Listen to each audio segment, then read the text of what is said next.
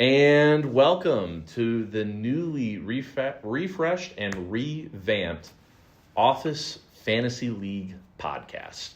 I'm here with and our two-time champion, Mac White. Mac, you have anything you want to say to the people? Happy to be here. Full disclosure, based off my track record, this might be maybe my first of 2 or 3 episodes before I quit. But the plan is to have it be, have it go longer this year. I mean, I'm going to try to stick it out for the full year. So. Sure. We'll see if we can actually get this pod to go a full season, let alone Mac. But, we're excited. Big shout out to Matt Jordan for planting some good roots on this and getting this off the ground. And we are super honored to pick up the mantle and give some weekly fantasy gold.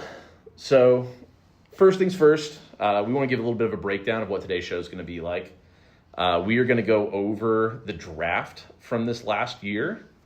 And after that, we're going to be giving record predictions for each and every team. Now, I want to remind you guys, Mac is a novice to this. He's new to the game, and so he may or may not give some ridiculous takes on this. But we're going to do our best and just see where it goes from there. And then, Mac, I think you said that you had some predictions as far as some over-under lines for this upcoming season? Yeah, so there's going to be a segment on the show. It's going to be Mac's Betting Corner. As we know, many people in this league love to place bets on sports, and I think a good way to kind of gain some insight into, what to expect of a certain team or a certain player or a certain owner is to set odds. Now, obviously, our league is not popular enough yet for any sports books out there to set lines or odds on things, but since they are unable or unwilling to do so, I will be taking that responsibility. So the various times during the show, we'll have a segment where I place some odds, place some lines on some various props or over-unders or such. And John can give his input on which side of the bet he would take. I would like it to be known I have never once placed a sports bet. Okay, well, we'll explain it to him. Every single bet I've placed in the group chat, I believe I have lost. So smart money is taking the opposite side of whatever I pick. And actually, too, if anyone is interested in taking my odds at face value, if you guys are on different sides of my line, feel free to bet with each other and let us know. Yeah, love to hear what you guys think. All right, let's go ahead and jump into it. Okay, so talking draft, this was, in my opinion, and I'm curious on your thoughts on this, a little bit of a more shallow draft in the sense of a lot of the talent at the top. A lot of talent at the top. And, obviously, Genty, great. Tet and Nomarian Hampton, great. But as you get into that, second round, it just, to me, second, third round, felt like there was a lot less meat on the bone than there normally was. So I'm curious your thoughts on that.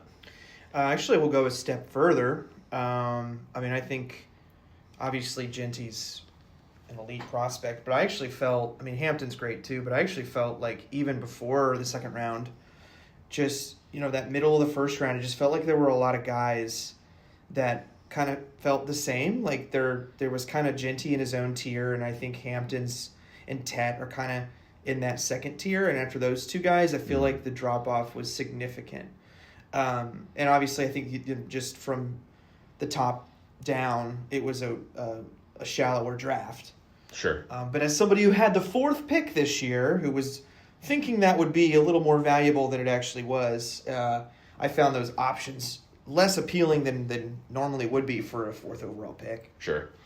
That's about where I was with it. And I don't know if I've told you this before, but my general rule of thumb is around pick 7, the draft really starts falling off. As far as in years past, you look at pick 7s over the years, it's Jalen Waddle, you've got Chris Olave, those kind of guys where you can expect to actually get those guys at pick 7. This year, who even was pick 7? Tyler Warren, I think. It could have been any number of guys. I feel like if there's just so many considerations for how 4 through 9 goes. Sure. So, you might have had a different draft if you play That's it back so- 10, that's you know, fair. 100 times, you might get a different result nearly every time. That's absolutely But it fair. was Tyler Warren. But I mean, I think there were some people who were. I mean, I considered Tyler Warren at 4. Yeah, And normally I feel like it's a little more fixed. right. But, I mean, this kind of happens, though, too, the year after you have an elite draft. I mean, looking back at last year, like, you had Brian Thomas at 9. Well, I mean, Sure. And we can get into why Brian Thomas went in at 9. But even if things had gone a little bit more in the order that I was pretty outspoken at the time for what they should have, I mean, Ladd McConkey would have been a 9th pick, or Keon Coleman, and those are still awesome 9th overall picks. So this was kind of destined to be a little bit more of a drag, and it was. But I think there were still some notable things coming out of it. And I'll kick us off. I felt like, and I was pretty outspoken about it at the time, to be clear, I felt like Tet at 2 over Amari and Hampton. I'm not super on board with that. Now, given Ethan's roster and his idea of, like, he had Jonathan Taylor at the time, and he was already taking Genty, and he had Bucky Irving, maybe it made more sense to dip into the Tet McMillan receiver kind of pool. But I was just so high on Amari and Hampton as, like, this clear-cut RB1 for the next few years, and now Ethan's got this stable of running backs that he can go out, and all he has to do is get average at receiver, and he's going to be really competitive for the next few years. And instead, it just kind of felt like he went with Tet McMillan, who's, to be clear, a great prospect. I mean, like, top 10 NFL draft pick. But I just felt like Hampton was just such a slam dunk over him, and Ethan went another way. So, thoughts on that? I feel a little bit differently. I think Tet and Hampton, it kind of just depends on what you need. They're both great prospects. They're either one is justifiable at 2. Come on, Mac. You got to call either me or Ethan an idiot. Come on. This isn't how one of those situations. Fair enough. Sorry, John. I'm sure I'm calling you an idiot many times this season. I actually know that it would be true because you just say really dumb things sometimes. Back off. But that one was fine. All right. My next one on my list was Travis Hunter at 4. Now, I have been known to give Tyler a little bit more flack than I probably should, so I don't want to oversell this one. I told him well before he drafted Travis Hunter, I'm very confused why the NFL was super high on him. In my opinion, the appeal of him is he is this two-way player. But what are the odds, and I'm curious on your thoughts on this, what are the odds that he is actually playing cornerback and receiver in year 3? 5%. Yeah, real low. In my opinion, he was the 3rd best cornerback in this draft. I would have taken Jadae Barron. I would have taken Will Anderson over him. And that's a Michigan guy, so you know I believe that. And if we're talking about receivers, I would have taken like Buka and Matthew Golden and probably a couple other guys over him. So he's not the best corner in this draft. He's not the best receiver in this draft. And in 3 years, he might not even be a receiver. And he's going 4th overall in a Dynasty draft. So full disclosure, if I held on to pick 4, I would have taken Travis Hunter. Now, I'm sure Tyler's figured this out by now, but there was a little bit of gamesmanship going on, me talking up Travis Hunter as someone I really, really wanted it for. Like, oh, man, I hate to part with this pick. Oh, I guess I'll just take, everything from you for it. No, I would, full disclosure, I would have taken Travis Hunter. So I do disagree with you. But I think we already spoke on the relative weakness of this draft, compared to other years. And I think because of that, you could really defend taking anyone at 4. But I felt like a guy like Travis Hunter just has like that game-breaking ability. And just, I think Tyler and I both saw just a tremendous upside if, he does end up being a full-time wide receiver. That's, who knows? That could happen. And if he is a full-time wide receiver, like the upside with him is, I think, just so much greater than the other wide receivers in this draft. Sure. So, I understand the risk, but I think if you're in a position where you can take that risk, and I think Tyler's roster is probably good enough that he is in that position, why not go for it? He just has the most star potential, I think, of anyone on the board at that point. So I can't. I understand the risk, but I understood the pick, and that's actually the way I would have gone as well. Sure. Well, that's 0 for 2 as far as my takes in Mac's eyes, but we can see how this next one lands out. I think enough with the negativity on my end. All the rest of my points are pretty positive. Dallas's draft, in my opinion, was a roadmap in how to rebuild. Now, again, I stand by weaker draft. Not exactly, the 2020 draft or the 2024 draft where it's like, hey, if you have 3 middle of the first round picks, you're walking away with like the next 10 years of your roster kind of figured out in theory. But getting Emeka Egbuka, Travion Henderson, and Tyler Warren, receiver, running back, tight end, boom, boom, boom, just getting that solved. And then a few other guys down the road. Like I really liked Trevor Etienne. And a few of his other picks were just like, hey, I think that this is going to be a faster bounce back. And we've seen that in recent history of guys going full rebuild. I mean, a few years ago, Matt entirely tears down his roster, and we're all like, oh, man, you're going to take years to recover from this. And, I mean, within 2 or 3 seasons, he is just right at the top of the league. And I would dare say everyone's eyes. So if you can get what Dallas got, where like you're just covering your bases, you're diversifying where you're going, I just think it's going to be a faster rebuild. Yeah, I agree. I mean, a lot of my thoughts on this, as you guys know, or hopefully you read it. Shameless plug. If you haven't read the off seasons in review, please do so. Those were fun. And anyway, yeah, I gave my thoughts on Dallas's draft. I thought he had a lot to work with, and he did a good job with it. I think my only complaint, or my only small criticism, I felt that he traded up to get Tyler Warren, which was a good pick there. But in hindsight, hindsight 2020, but he could have walked away with Loveland and Scatabo and someone else. Oh, Caleb Johnson out of Pittsburgh as well. And I think I would have taken those 3 guys over Tyler Warren, but Colts fan, I get it. Sure. I mean, Tyler Warren's exciting. We're so excited. exciting. He's going to be awesome. But that would have been my only complaint. But I think Dallas had a great draft, and he's on his way. Sure, absolutely agree. I only have 2 points left. Mason Taylor at 21, I thought was a steal. I don't often look at Ethan's team and go, wow, excellent. But to get a second-round tight end for the Jets that might, in the long term, be that, like, starting guy. I mean, he was getting some first-round buzz pre-draft. And so to get a guy who has borderline first-round talent in the 3rd round at a very scarce position, I'm going to throw a bold take out there, but it gives me some Trey McBride vibes of just, like, a second-round guy who could just absolutely take off if you're patient with him. He does play for the Jets, John. Are you aware of this? That is the most fair thing I've heard today. But I did like Mason Taylor at 21. And then I think Max said his piece on that already. But I want to give Adrian some props.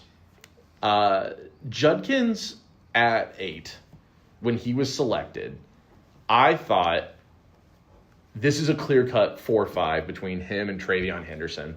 One needs to go 4, one needs to go 5 in either order. They're both in great spots to thrive. They're both in good backfields that they should be the lead back in before the end of the season.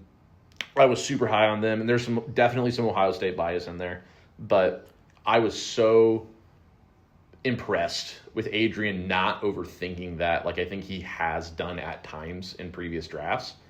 And then the off-field stuff is just kind of out of left field, and he can't be held responsible for not knowing that Judkins was going to punch a woman out of nowhere. So that is just the most unfortunate turn for Adrian, but I did want to give him props. I think he made a smart pick that frankly shouldn't have been there at that time.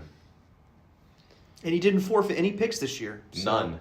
There's no forfeit on his draft card this year. Well done, Adrian. Yeah. That actually does not... Oh, never mind. It's happened a few times. That's okay. Mac, when we started this league, and I told you, how many players do you think Adrian will have that punch women, and how many picks do you think he will forfeit? Which one did you think would be higher? Oh, boy.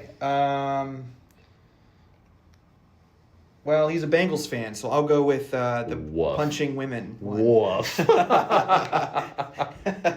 Sorry, Adrian. Well, that's my list. Mac, do you have any additional thoughts on the draft? No. I mean, go check out the off seasons in review. I mean, that sums it up for the most part.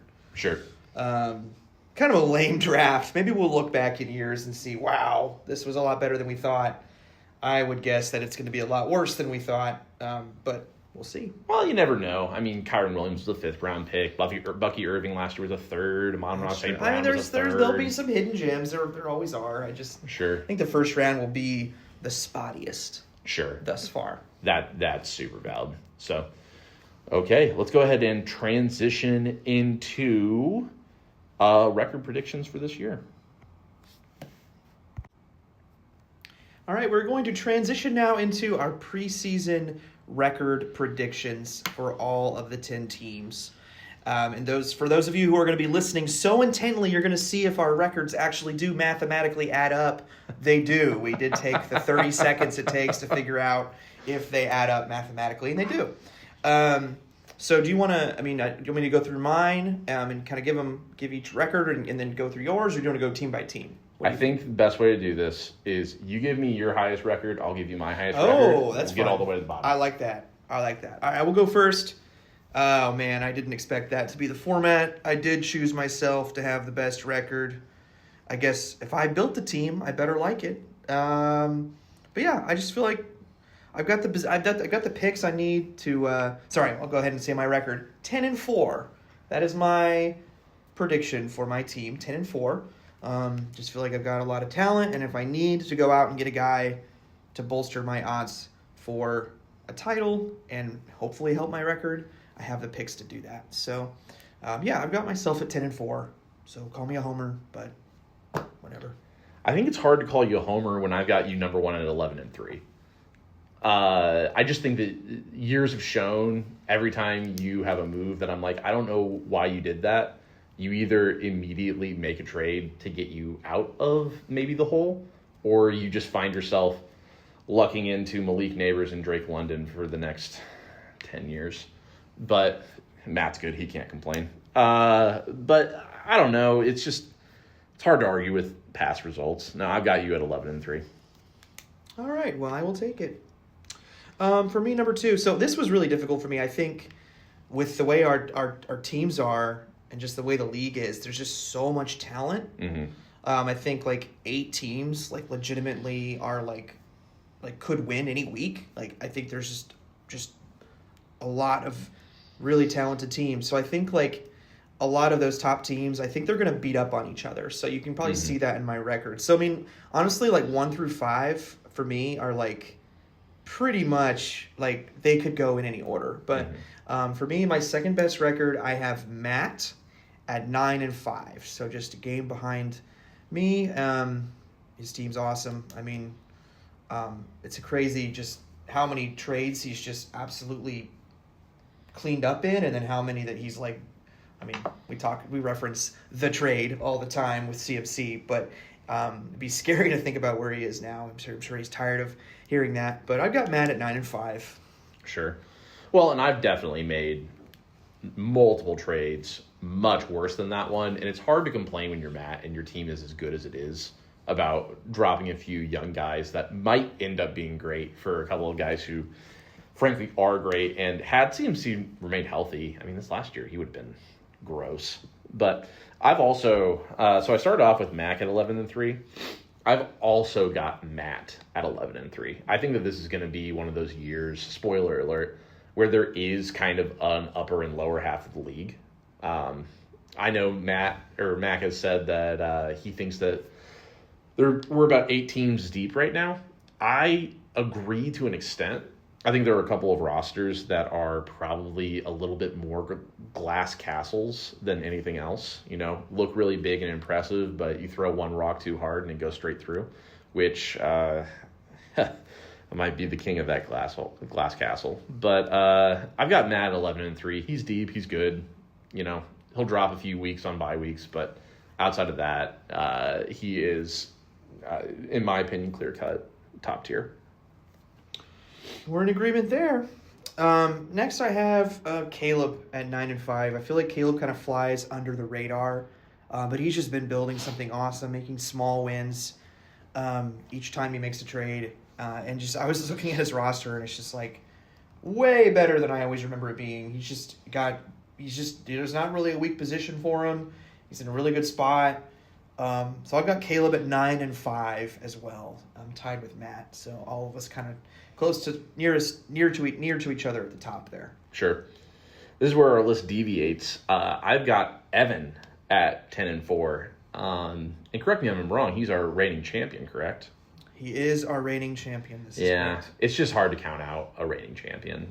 Just someone who quite literally been there, done that, just did it. It's hard to put them too much lower than number 3. Yeah, he's proven it. Sure, can't argue. I mean, I have him at 4, so we'll segue right into Evan at 4. I have him at 8-6. There's not a whole lot of draft capital there for him to fix things if things go poorly. Sure. Now 8-6, you're still a playoff team. He's still got an incredible team. There's just some guys that, if age gets the better of them this year, things could go south. But I mean, could happen to anyone. But 8-6, still good, still a contender. He's got some of the most proven talent of anyone in this league. So yeah, I've got Evan at 8-6. Sure. Speaking of flip-flopping, I've got Caleb at 4. I've got him at 9-5. He rebuilt so impressively from that season where he said, I'm throwing in the towel, I'm getting rid of Justin Jefferson. I think we all thought that he was going to go into a couple-year-long rebuild and just take his time fixing it. He did not. The season afterwards, he was right back in it. Now, as previously referenced, does getting Brian Thomas at pick 9 make that a little bit easier? It sure does. But, I mean, he made smart trades. He did what he needed to do. Heartbreaking loss in the finals, but should be there for a while. Sure. I agree. So I've got, at 5, I've got John, your team. I mean, we all know who's on your team. You got the 3 of the top 5 Dynasty assets. Made some questionable offseason moves the league did not approve. But yeah, I've got you at 8-6. I think your studs are good for 8 wins. I mean, they're good for a win any week if they all go off. But yeah, 8-6 playoff team. It's so tight. I've got everyone at the top within 2 games. It could go differently, but it just feels like we're all gonna. I feel a lot of us could split. So, John, 8-6. Sure. I also have myself at 5th, and technically I'm tied with Caleb at 4th. I would give him definitely an edge due to depth, but I've been pretty outspoken about my strategy of it's incredibly hard to consolidate and it's incredibly easy to dilute. And so if ever anything goes truly unrecoverably south, I can trade one of, Chase, Lamb, Jefferson and bounce back in somewhat of an easy fashion. However, the issue's depth. It just is.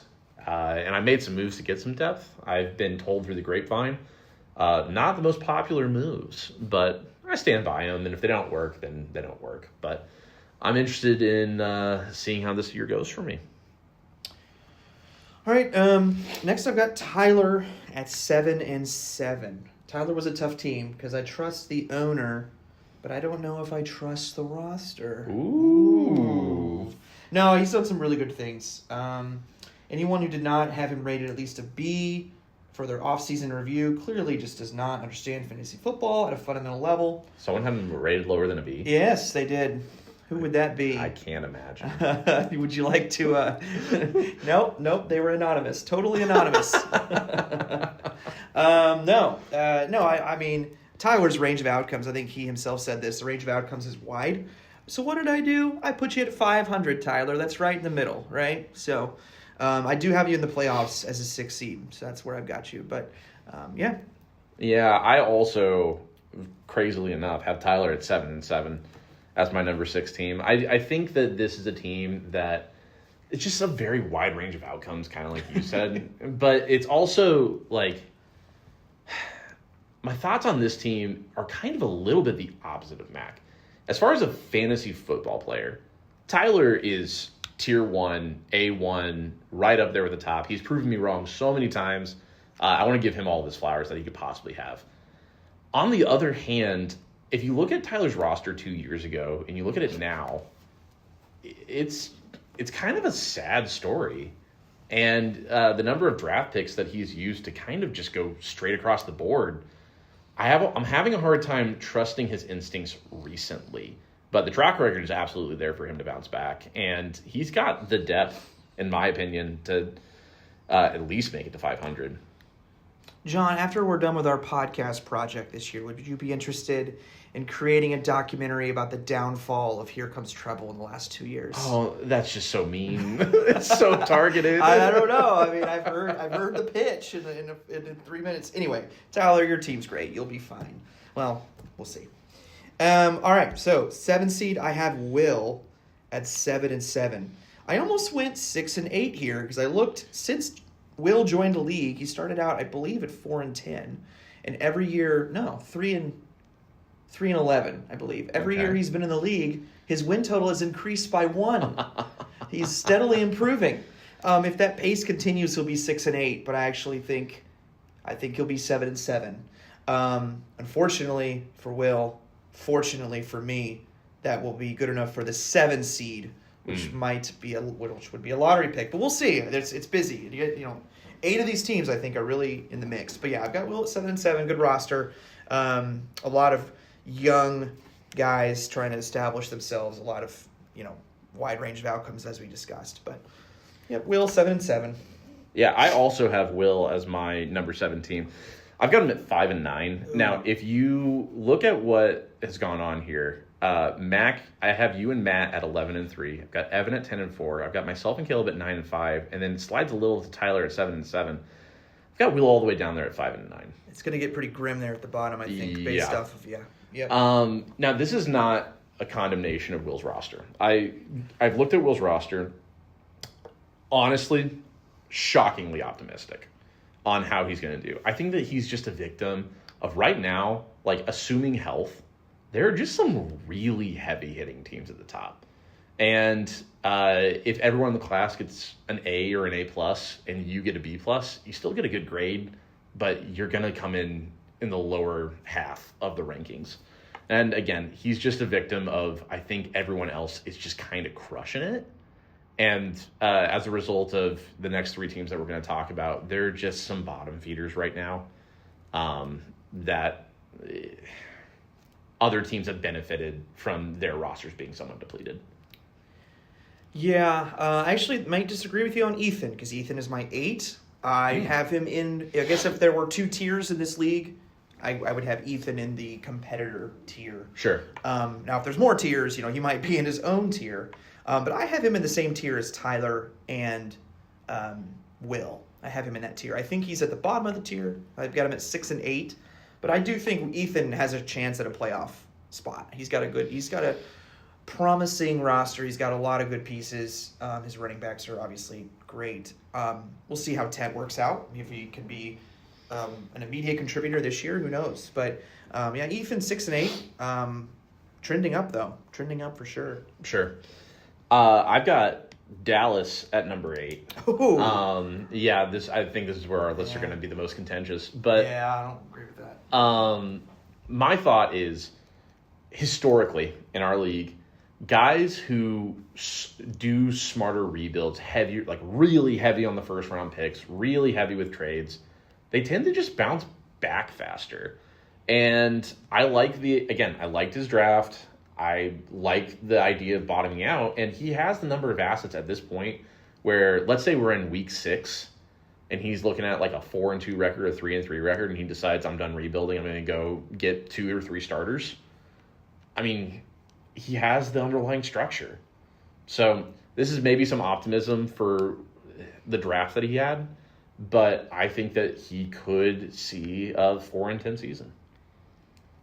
Okay, yeah, I was about to start picking apart what you were saying until you said he was going to go 4-10. That's fair. Is that exactly what you have in that? Well, I have him at 3-11. I think Ethan's team is just so much better. I don't know what you have Ethan's record. I think it's probably fairly insulting to him. But we're not going to get into the weeds because I have Dallas at 3-11. 3-11. Yeah, I need to look at it. I didn't actually look at the schedules. Like if Dallas plays certain teams twice, those things matter, but we didn't look at that, so that's okay. Yeah, I've got Dallas at 3-11. I mean, he's trending up for sure. It's just he's sold everything, everything out the door. Looking at his team, I mean, Eckler and Tyler Warren are both in his starting lineup right now. I think Tyler Warren's justifiable. Not week one. That's I don't okay. know.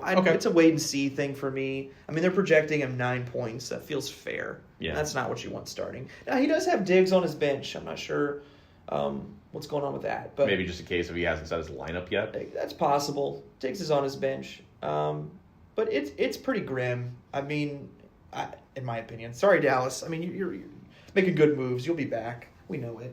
But for this year, I just don't see it.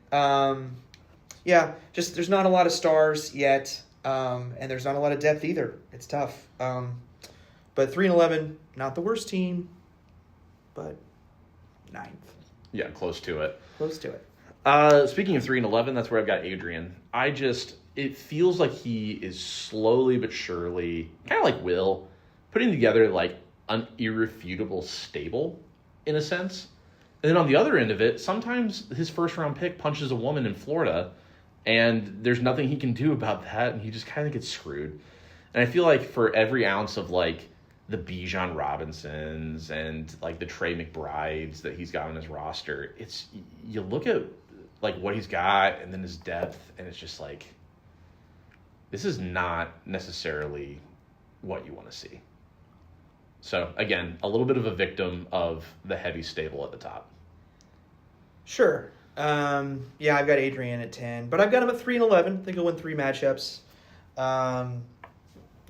Adrian's just got to start doing stuff. I know we already said it I already said it in my off-season recap, but Adrian, you got to make moves. We're going to stay here forever. But I mean, he's got some promising young pieces. Just don't trade those. But it's just, as John already mentioned, the top of the league is just brutal. I just don't see a whole lot of avenues for wins here. But yeah, Adrian, 3-11, my last ranked team. So this is the part where Mac already has Ethan's roster pulled up. I do. And this is egregious, Ethan. If you're listening, this is egregious. If you've been doing the math alongside this, you may already know. I've got Ethan at 1-13. Now, again, Mac has, what'd you have, Matt? 6-8? 6-8. Yeah, so that's pretty wide. And competing for a playoff spot, mind you. And I've got him as by far the worst, by 2 wins, the worst team in the league. My fear with Ethan is a combination of, and Mac agrees with this, his roster is not currently a playoff caliber roster by his rankings. Oh, no, he is. He is. I think he has a real shot at a playoff spot. He's 8th. He's got a real shot at a playoff spot. I don't trust him to not mess it up. Sorry, Ethan. Let him explain himself, and then I'll pick him apart. I just think Ethan has this habit that we've criticized a lot of different owners on, of sitting on their hands until their assets deteriorate beyond their highest point, and then trading below even that deteriorated value. And I just don't trust him to not see, like, hey, Jackson Smith-Njigba goes 3 weeks without getting 20 points, and he trades him for 2 second-round picks, and it's over. So this is less of a prediction based on the roster I'm seeing in front of me, and more of a prediction on, I think Ethan is prone to sitting on his hands when things are going good, and panicking a little bit when shit hits the fan. Okay, a few comments, as you might imagine, are coming. I think we need to readdress this on next episode because we don't have it in front of us, but I would like evidence of these trades you're mentioning, that mid-season where he panics. We have a pretty small sample size with Ethan. He's our newest owner. Okay. Yes, newest or second Will's newest? our newest owner. Will's our newest. Okay, well, our second newest owner. Obviously, we are reminded constantly of him winning a title. It's not been as good recently. I forgot about that. Yeah, that did happen. No, but I mean, I'm not sure how I expect Ethan to perform as an owner this season. But I do know, I think the roster is much more important than the owner when it comes to coming out with ranking projections. Like, I don't know if you've looked at his roster based off your prediction for his record. I would say you have not looked at his roster. Oh, back off. I mean, his running backs are Bucky Irving and Ashton Genty. Sorry. He's got DJ Moore. He's got Tet. He's got Devontae Smith. He's got Mark Andrews. He's got Jackson Smith-Njigba. He's got Jalen Waddle. Like, that is a solid top to bottom starting lineup. And that is more than you could say for, unfortunately, the two bottom teams. Sure. Now, the 8 contenders all have pretty much solid top to bottom starting lineups. Now, he's not as deep. No. I mean, he's got ETN on his bench. So, I mean, who knows how that goes. But he's got ETN on his bench. Not a whole lot outside of that, to be honest. But that lineup right there and those running backs, and he's got, I mean, Waddle and Njigba are in his flex, so I guess really his flexes are probably DJ Moore and Tet. But, like, those are awesome flexes. Like, that's, like, that team could pop off for 160, 170 points, like, just with those running backs. Like, sure. I just do not see this team not being competitive. I don't understand. I mean, I'm not necessarily, I don't know what Ethan's going to do mid-season. You know, he's not one of the more active members, so if things go south, I don't know. But I just know that roster is built to compete. So, anyway, next week, come prepared with these trades you've mentioned of him just panicking mid-season. I'd like to see them. We can talk. They're not all mid-season, but we can talk about some Ethan trades next week. And Sure. really, really drive home the facts. I don't know, Ethan, I don't know if, I mean, I wonder if he was expecting us sitting here talking about him for a few minutes, but that's where this pod has gone. Yeah. Talk about him for a few minutes, and next week the entire pod is dedicated to him. The Ethan episode. Let's pick apart every trade he's ever made. No, Ethan, I'm with you. I don't know. I mean, obviously I didn't pick you to make playoffs, but I think you can. I believe in you. All right.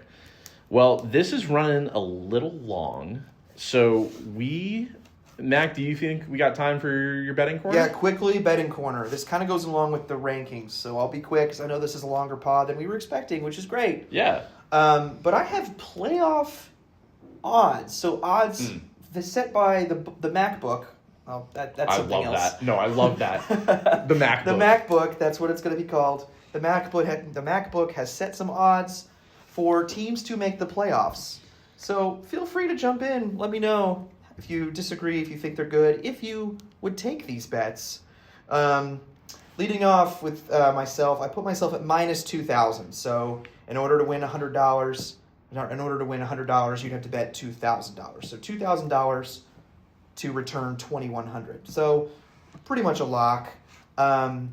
Matt, I've also got a minus 2,000. I did these pretty quick. Full disclosure, I mean, you can come at me, but these were done in like 3 minutes. And we will be holding them all season long. I don't even know if the math checks out, but Matt, minus 2,000. We've got Caleb at minus 1,500 there.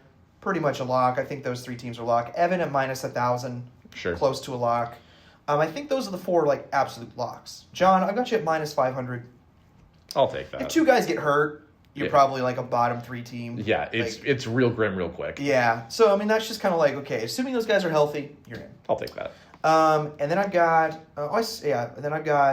this is where it gets dicey. I've got Tyler. So, essentially, for this last spot, we've got 5 teams vying for 1 spot. Sure. So, I've got 3 teams that have legitimate shots to get it, and then 2 that are pretty long shots. But I've got Tyler at plus 125.